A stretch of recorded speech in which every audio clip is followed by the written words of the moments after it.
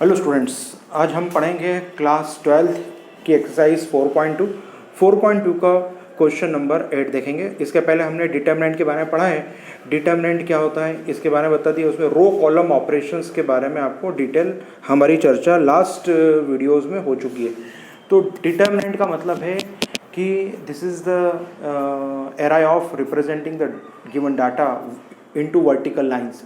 Vertical lines के बीच में जो डाटा को लिखते हैं, ठीक है, वो लिखने की जो व्यवस्था है, एरा है, सिस्टम है, उसका नाम डिटरमिनेंट है। डिटरमिनेंट में मैंने प्रॉपर्टी के बारे में बताया था। अगर आपको प्रॉपर्टी का याद हो, एक बार 5 मिनट में पूरा रिवीजन कर देता हूँ मैं।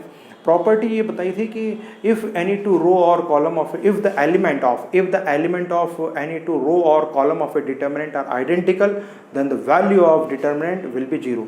अगर किसी डिटरमिनेंट में दो पंक्ति और दो स्तंभ के अवयव समान हो तो डिटरमिनेंट का मान 0 होता है। If the element of one row और column of A determinants are 0, अगर किसी डिटरमिनेंट के रो और कॉलम, किसी एक रो और किसी एक कॉलम के एलिमेंट 0 हो तो पूरे डिटरमिनेंट की वैल्यू 0 होती है। वैसे तो प्रॉपर्टी और भी है, पर मैंने 2 प्रॉपर्टी हाईलाइट करके स्टार्टिंग के 5-6 सवाल कराए आपको। आज हम क्वेश्चन नंबर 8 देखते हैं। रो कॉलम ऑपरेशन हमें लगाना बहुत ज़रूरी है। क्वेश्चन नंबर 8 देखिए, किस तरह से इसको हैंडल करना है। बहुत से बार बच्चों की एक प्रॉब्लम होती है कि सर 4.2 हमें बहुत टफ लगती है। क्योंकि 4.2 इसलिए टफ लगती है कि हमें समझ नहीं आता कि रो कॉलम ऑपरेशन कौन सा लगाना है, C1 - C2 करना है, कभी R1 - R2 करना है, कभी क्या करना है, हमें समझ ही नहीं आता है। तो ये प्रैक्टिस के ऊपर डिपेंड करता है। ये अभी आप जितनी प्रैक्टिस करोगे तो धीरे धीरे आएगा। नॉर्मल चैप्टर था, इसके पहले मैट्रिक्स पढ़ा आपने, वो नॉर्मल था, एडिशन करना है, सब्सट्रैक्शन करना है, मल्टीप्लिकेशन करना है। अब यहाँ पे किसी डिटरमिनेंट को रिड्यूस करके आंसर लाना, तो रिड्यूस करने के तरीके अलग होते हैं, उसके आपको ट्रायल्स करना पड़ेंगे। कुछ ट्रायल में आपको सक्सेस मिलेगी, कुछ ट्रायल्स में फेल्यूर हो जाएंगे आप। पर ट्रायल्स करेंगे तो आपको धीरे धीरे कॉन्फिडेंस आता जाएगा और आपको कमांड आएगी उसके ऊपर। चलिए देखिए, आज मैं यही चीज़ बोर्ड पर बताने वाला हूँ कि क्वेश्चन को हैंडल कैसे करना है। क्वेश्चन को हैंडल करने का तरीका बता रहा हूँ। क्वेश्चन नंबर 8 देखिए, ये डिटरमिनेंट दे रखा है, ये प्रूफ करना है। ये बोर्ड एग्जामिनेशन में 4 मार्क्स का क्वेश्चन आता है, 4 नंबर का क्वेश्चन आता ही आता है। 4.2 एक्सरसाइज के ऊपर आप इंपॉर्टेंट लिख दीजिए, IMP लिख दीजिए, इसके बिना पेपर सेट नहीं होता है। 4.2 और 4.2 के पहले सॉल्व एग्जाम्पल बहुत इंपॉर्टेंट है। चलिए तो शुरू करते हैं हम आगे। 4.2 में एक्सरसाइज का क्वेश्चन नंबर 8वां देखिए, 8th क्वेश्चन है। ये डिटरमिनेंट दे रखा है और ये आपको प्रूफ करना है, वेरीफाई करना है, प्रूफ करना है। प्रूफ करने के क्वेश्चंस में आपको ये देखना चाहिए कि RHS में क्या दे रखा है। RHS को देखकर हमें LHS में क्या ऑपरेशन लगाना है उसमें हेल्प होती है, ठीक है। यस, हमें A - B, B - C, C - A लाना है, ठीक, ये हमने देख लिया। अब हम करते हैं कैसे, हम लिखते हैं LHS भी लिख सकते हैं, आप चाहें तो डेल करके भी कंसिडर कर सकते हैं। अगर आपको LHS लिखना है तो LHS लिख लीजिए। मैं यहाँ लिख रहा हूँ LHS लेफ्ट हैंड साइड। तो अब ये हटा रहा हूँ, सबने लिख लिया होगा। अब यहाँ लिख रहा हूँ मैं लेफ्ट हैंड साइड। क्वेश्चन समझा दिया मैंने। अब लेफ्ट हैंड साइड कैसे लिखते हैं, लेफ्ट हैंड साइड। अब लेफ्ट हैंड साइड देखिए, आपको ये डिटरमिनेंट दे रखा है और क्या लाना है, A - B, B - C, C - A लाना है। अब कैसे लाते हैं, सबसे पहले डिटरमिनेंट को हैंडल कैसे करना है। हैंडल ऐसे करना है कि जो भी डिटेल्स दे रखी है उस डिटेल्स में आपको उसको रिड्यूस करके 0 लाना है। आपने देखा होगा, इसके पहले आपने एक्सरसाइज 4.1 करी होगी, उसमें एक्सपांशन किया था।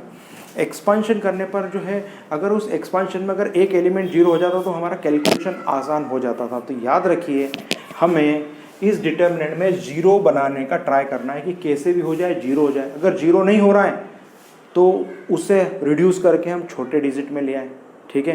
तो इस तरह से आपको सोचना है और आपको आगे एक्शन लेना है, इस तरह की स्टेप्स लेना है, ठीक है। हर क्वेश्चन में अलग अलग रहेगा, इसलिए आपको प्रैक्टिस करना है कि इसमें हम क्या क्या ट्राई कर सकते हैं। जब आप 4-5 बार ट्राई करेंगे तो 5वीं-6ठी बार में आपको बहुत अच्छे से समझ में आएगा। एक बार में क्वेश्चन समझ में नहीं आएंगे कि 4.2 एक्सरसाइज ही ऐसी है जिसमें हमें ऑपरेशन खुद लगाना पड़ता है, ठीक है। यस, डिसीजन करना पड़ता है।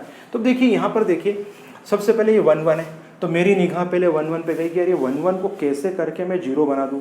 अगर 3 1 इकट्ठे एक लाइन में या एक रो या एक कॉलम में हो तो हम 2 0 बना सकते हैं। कैसे, यहाँ पर देखिए कॉलम में है तो हम इसको रो में ऑपरेशन लगा सकते हैं। देखिए ये R1 है, ये R2 है, ये R3 है, ठीक। मैं ऑपरेशन लगा रहा हूँ R1 में, ऑपरेशन लगा रहा हूँ R1 - R2।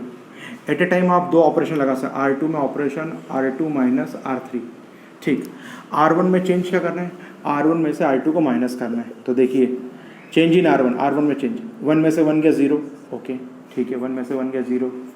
इधर बता दीजिए a माइनस बी, ऐसा कैसे a माइनस बी, इधर चलें a square minus B square. आप याद रखिए हम यहाँ पे स्टेप बाय स्टेप आगे बढ़ते जा रहे हैं और दिमाग में हमारे क्या है कि हमें RHS में a माइनस बी लाना है, भूलना मत। तो RHS देखने से भी हिंट मिल जाती है कि किस डायरेक्शन में आपको चलना है आगे। अब देखिए R2 में से R3 को माइनस करना है, तो हो गया 0, b माइनस सी और बी स्क्वायर माइनस सी स्क्वायर, इधर हो जाएगा 1c स्क्वायर, 1c स्क्वायर। ठीक है, एट ए टाइम हम 2 ऑपरेशन लगा सकते हैं, दोनों ऑपरेशन या तो रो के लगेंगे या दोनों ऑपरेशन कॉलम के लगेंगे, ये ध्यान रखना। ऐसा नहीं रहेगा कि एक ही इसमें आपने रो भी लगा दिया और कॉलम भी लगा दिया, ऐसा नहीं होगा। ठीक है, मैक्सिमम कितने ऑपरेशन लगेंगे, 2 ऑपरेशन लगेंगे। ठीक है, 3 ऑपरेशन नहीं लग सकते हैं कि सर R1 कर दिया, R2 कर दिया, R3 भी कर दो, R3 माइनस R1, ऐसा नहीं होता है। एट ए टाइम 2 ऑपरेशन ही लगते हैं, तो आपको 2 ऑपरेशन ही लगेंगे, चाहे दोनों रो में लगाओ या दोनों कॉलम में भी लगाओ। ठीक है, तो रूल समझ में आ गए होंगे, रूल्स ये है। चलिए अब ध्यान दीजिए, अब R1 और R2 में चेंज है तो R1 R2 में बदल दिया हमने। There is no change in R3 ऐसा कैसे लिख दिया हमने, R3 ऐसा का ऐसा ही हमने लिख दिया है। अब आप देखिए यहाँ पर फॉर्मूला लग जाएगा, यहाँ पर देखिए 0 a minus B a plus B, ये फॉर्मूला अगर आपको याद हो स्क्वायर में बी स्क्वायर का, 0 b minus C B plus C, फिर हो जाएगा 1c और ये c स्क्वायर। तो समझ में आ गया होगा सबको कि किस तरह से फॉर्मूला लगा दिया। यस, अब आप देखिए, अब आपको क्या करना है, फर्स्ट रो में से a माइनस बी है, a माइनस बी, इसमें तो a माइनस बी है ही नहीं, पर हम 0 के साथ में कोई भी डिजिट कंसिडर कर सकते हैं। 0 मल्टीप्लाई बाय एनी नंबर और डिजिट 0 होता है। तो आप देखिए हम पहले रो में से R1 में से हम क्या कॉमन निकाल सकते हैं, R1 में से हम कॉमन निकाल रहे हैं, क्या निकाल रहे हैं कॉमन, a माइनस बी। तो आपको ऐसा लिखना है, टेक कॉमन निकालना है आपको। क्या निकालना common, a minus B from R1, b minus C from R2। R1 में से आपने क्या निकाला, a माइनस बी निकाला, इसमें से b माइनस सी। तो आप देखिए इधर चल रहा था a माइनस बी बाहर निकल गया और b माइनस सी भी बाहर निकल गया। अब बचा क्या, रिजल्ट देख लीजिए जरा, इधर से a माइनस बी चला गया तो बचा क्या 0, किसी की प्लेस पे कुछ नहीं होता तो 1 बचता है, और इधर से बचेगा a प्लस बी। देख लीजिए 0 तो ऐसा कैसे ही है, a माइनस बी बाहर निकल गया तो बचा इसकी प्लेस पे 1। ऐसे ही नीचे देख लीजिए 0 b माइनस सी 0 1 और b प्लस सी। ठीक है, इधर से कुछ भी कॉमन नहीं है तो 1c और ये c स्क्वायर, 1c और c स्क्वायर। यहाँ तक समझ में आ गया होगा सबको। 2 फैक्टर्स हमारे बाहर आ गए। मैंने कहा था RHS देखने के बाद आपको हिंट मिल जाएगी कि करना क्या है। तो RHS देख के आप समझ गए कि अपने को क्या करना है, a माइनस बी माइनस सी दे रखा है, c माइनस ए लाना है। अब इसको हम एक्सपांड करें, ये रिड्यूस हो गया और हमारा क्या ऑब्जेक्ट था, ये रहा ऑब्जेक्ट कि कैसे भी करके इसको रिड्यूस करके 0 लेके आ जाए। 2 0 नहीं तो कम से कम 1 0 तो लेके आए। ठीक है, कोई ना कोई तो रिड्यूस करके नीचे छोटा बना लेते हैं जिससे हमें एक्सपांड करने में आसानी होती है। बहुत से बच्चे बोलते हैं सर अपन यही कर लो ना, पहले से एक्सपांड, पॉजिटिव नेगेटिव एक्सपांड कर दीजिए ना। पर 12th क्लास के स्टूडेंट से हमें ये उम्मीद होती है कि 12th क्लास के जो स्टूडेंट है वो रो कॉलम ऑपरेशन अच्छे से पहचानते हैं। तो रो कॉलम ऑपरेशन अच्छे से जानते हैं, इसलिए कम से कम एक बार रो कॉलम ऑपरेशन तो लगाना ही चाहिए। अगर एक बार लगाने के बाद आपको आगे समझ में नहीं आए तो आप उसे एक्सपांड कर सकते हो, खोल सकते हो, ब्रैकेट ओपन कर सकते हो, पर शुरुआत में नहीं करना चाहिए। चलिए अब एक्सपांड कर देते हैं। इससे भी कर सकते हैं, इससे भी कर सकते हैं। आपको बताया था, अगर याद हो तो साइन बताए थे मैंने, positive negative positive, negative positive negative, फिर ये था 3 1 पॉजिटिव नेगेटिव पॉजिटिव। तो हम इससे एक्सपांड करने जा रहे हैं। यस, अब देखिए इससे एक्सपांड किया हमने तो a माइनस बी तो ऐसा कैसा ही है, b माइनस सी भी ऐसा कि 1 के ये 0 के साथ तो 0 आ जाएगा, ये 0 के साथ 0 हो जाएगा, इंटू 1 कर देंगे। 1 जिस रो और कॉलम में उसको प्रेस कर देंगे, 1 को ढक दिया आपने, बचा क्या बोल दीजिए, 1 a plus B 1 b plus C, बचा क्या 1 a प्लस बी। अब क्या होगा finally, a minus B b minus C, और क्या हो जाएगा इधर ब्रैकेट में, इसका मल्टीप्लाई करेंगे इधर तो हो जाएगा b plus C minus A minus B, cancel out. तो ultimately a minus B, b minus C और c माइनस ए, ये आंसर आ गया RHS। ये 4 नंबर का सवाल है, ठीक है। ये बार बार प्रैक्टिस करना है स्टूडेंट्स। बार बार क्वेश्चन करते हैं सर हमें ये समझ में ही नहीं आता है कि कौन सा ऑपरेशन लगाना है। हर बार एग्ज़ाम के 2 दिन पहले भी आपसे पूछेंगे कि क्या डाउट्स है, तो आप यही कहेंगे सर एक्सरसाइज 4.2 हमें समझ ही नहीं आती कैसे क्या करना है। या आज भी बता रहा हूँ और एग्जाम के 2 दिन पहले भी यही प्रॉब्लम रहेगी। क्यों रहेगी? क्योंकि हमें सोचना पड़ता है कि कौन से ऑपरेशन लगेंगे, बार बार ट्राई करना पड़ता है, तब जाके समझ में आता है। एकदम ऐसा समझ नहीं ये फॉर्मूला ये फिट कर दो इसके अंदर फॉर्मूला, ऐसा नहीं होता इस फॉर्मूले में ये लगा दो, ये क्वेश्चन में फॉर्मूला लगा दो आंसर आ जाएगा, ऐसा नहीं। यहाँ तो हमें खुद एफर्ट्स लगाना पड़ते हैं। उस एफर्ट्स लगाने में कभी सक्सेस मिलती है कभी अनसक्सेस मिलती है, पर ट्राई एफर्ट्स लगाते जाएंगे तो हमारा सक्सेस लेवल बढ़ता जाएगा धीरे धीरे, ठीक है। तो इस तरह से ये अपन ने क्वेश्चंस कर लिए। अब आगे देखते हैं, क्वेश्चन नंबर देखते हैं 9। क्वेश्चन नंबर 9 देख लीजिए। क्वेश्चन नंबर 9 देख के हमें समझ में आ रहा है कि क्वेश्चन 9 में हमें क्या क्या लाना है। x माइनस वाई दिख गया होगा सबको, x y z ये सब दिख गया होगा आपको। अब इसको हम देखते हैं कि किस तरह से कर सकते हैं इसको। आगे देखिए क्वेश्चन नंबर 9 निकाल लीजिए, 9 क्वेश्चन।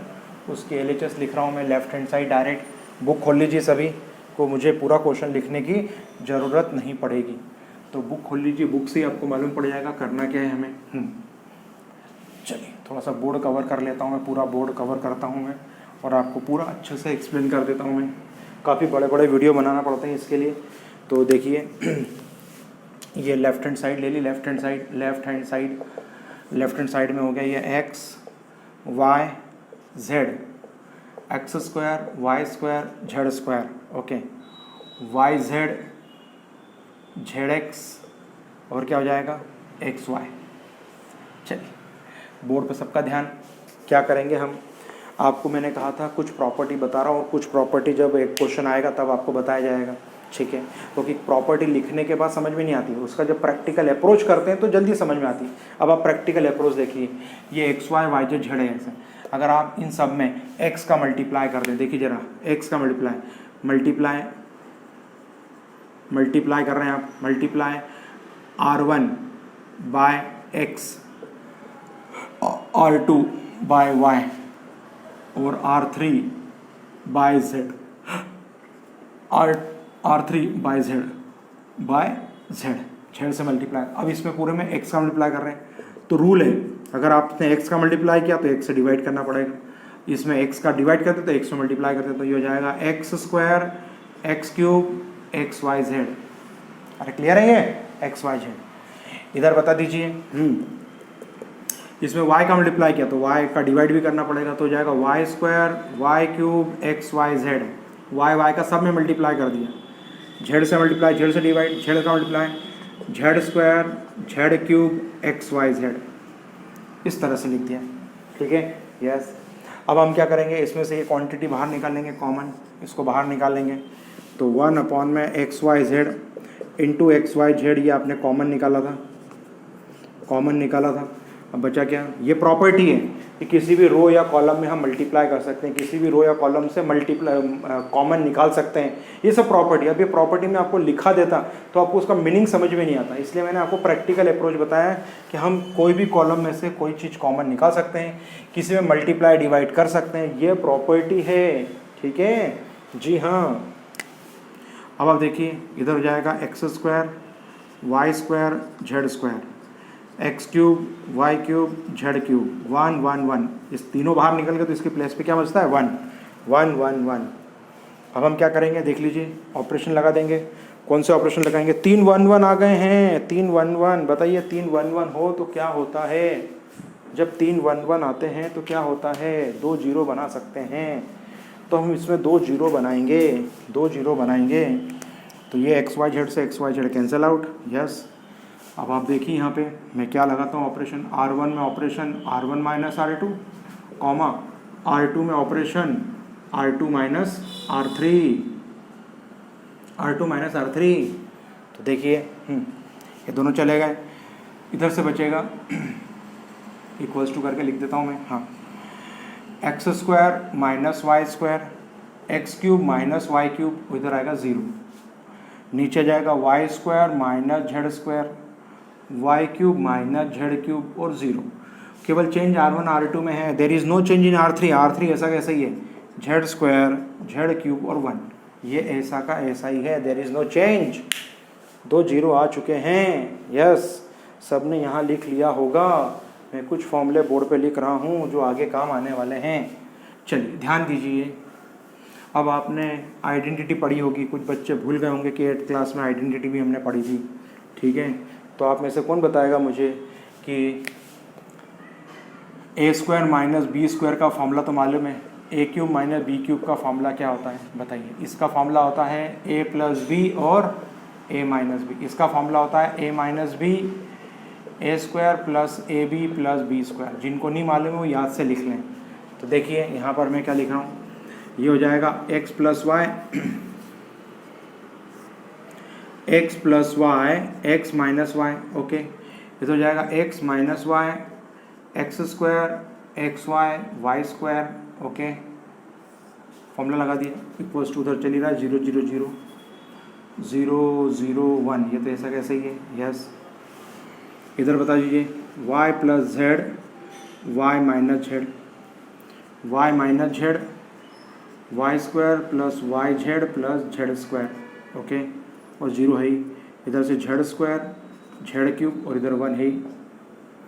चलिए क्या कॉमन निकलेंगे, बार बार बताना नहीं पड़े कि हम कॉमन क्या निकले, तो लिखेंगे क्या लिखेंगे, take out x minus Y common from R1। x minus Y को कॉमन निकाले कहाँ से, R1 से, तो x माइनस वाई निकल गया और इसमें से y माइनस जेड निकल गया। आपको साथ साथ में RHS भी देखते जाना है कि RHS में क्या है, ठीक है। अब x माइनस वाई कॉमन निकल गया तो बचा क्या, x plus Y X square plus X Y plus Y square, इधर आएगा 0, इधर क्या जाएगा y plus Z Y square plus Y Z plus Z square, okay. इधर 0, इधर आएगा जेड स्क्वायर जेड क्यूब और 1। अब आप देख लीजिए, इससे ज़्यादा और सिंप्लीफाई नहीं हो सकता। और हमें 2 सक्सेस भी मिल गई कि हमारे 2 फैक्टर्स भी बाहर आ चुके हैं। हमें ये सक्सेस भी मिल गई कि 2 फैक्टर्स भी हमारे बाहर आ चुके हैं। अब बताइए क्या करेंगे इसमें, अब सर एक्सपांड कर देंगे, बस एक्सपांड करेंगे तो जो बचा हुआ रिजल्ट है वो हमें मिलने वाला है। अब एक्सपांड कैसे करेंगे, हम एक्सपांड करेंगे 3rd कॉलम से, क्योंकि 3rd कॉलम में क्या है 0 0 1, तो हम 3rd कॉलम से एक्सपांड करने जा रहे हैं। तो क्या लिखेंगे, expand with respect to 3rd column, तीसरे स्तंभ के अनुसार प्रसार करने पर, तीसरे स्तंभ के अनुसार प्रसार करने पर एक्सपांड विथ 3rd कॉलम। तो 3rd कॉलम के इससे हम एक्सपांड करेंगे। तो एक्सपांड करने के लिए x minus Y Y minus Z 1 into, ये 1 लिखा क्योंकि ये 1 आ रहा है, 1 जिस रो और कॉलम में है उसको प्रेस कर देंगे, ढाक देंगे। तो बचा क्या बता दीजिए, यहाँ लिख के बता देता हूँ मैं। बचा आपका x plus Y X square plus X Y plus Y square, और क्या बचा है y प्लस जेड, और क्या बचा है Y square plus Y Z plus Z square. चूँकि बड़ी क्वांटिटी थी इसलिए मैंने डायरेक्ट मल्टीप्लाई नहीं किया, आपको समझाने के लिए कि जब इसको यहाँ पे प्रेस कर देंगे तो बचेगा ये। अब हम इसका क्रॉस मल्टीप्लाई करेंगे, ये काम आपका है। ये मैंने 95% सॉल्व कर दिया है, आखिरी का 5% आपको सॉल्व करना है, ठीक है। जहाँ तक होगा वहाँ तक और सॉल्व कर देता हूँ मैं, बाकी आखिरी का 5% आपको सॉल्व करना है। तो देखिए x plus Y Y square plus Y Z plus Z square, minus आता बीच में y plus Z Y square plus Y Z plus Z square. ये आपको यहाँ तक लाके मैंने छोड़ दिया है। अब बताइए इसके बाद क्या करेंगे, देख लीजिए ज़रा।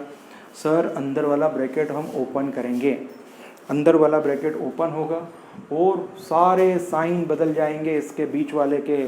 पहले समझ लीजिए क्या करना है, x का इन तीनों मल्टीप्लाई, y का इन तीनों मल्टीप्लाई, टोटल कितनी क्वांटिटी होगी 6 क्वांटिटी होगी, माइनस y का इन तीनों मल्टीप्लाई, z का इन तीनों मल्टीप्लाई। इधर 6 क्वांटिटी पॉजिटिव, बीच में माइनस, इधर 6 क्वांटिटी नेगेटिव, ओके। इसमें से कुछ क्वांटिटी कट हो जाएगी, जो बचेगी उसको आपको अरेंज करना है और कॉमन निकालने का काम बचा है। तो ये 95% काम कर दिया है। आखिरी का 5% काम आपको करना है। एक वीडियो बनाने में 20 मिनट में कम से कम केवल 2 ही क्वेश्चन हुए। आप सोचिए कितने बड़े बड़े सवाल है, कितना एक्सप्लेन करना पड़ता है, कितना टाइम लगता है। उसके बावजूद एक क्वेश्चन मैंने आपको आखिरी का तो करने के लिए दिया आपको कि ये क्वेश्चन आप ट्राई करें। आगे के वीडियो में और भी कुछ क्वेश्चंस करेंगे। आगे के जो वीडियो रहेंगे उसमें केवल मैं आपको हिंट्स देने वाला हूँ। किसी बच्चों को कोई प्रॉब्लम हो तो पूछ सकते हैं, फ़ोन लगा सकते हैं, ठीक है, फ़ोन पे पूछ सकते हैं। कोई डाउट्स हो तो ज़रूर पूछें।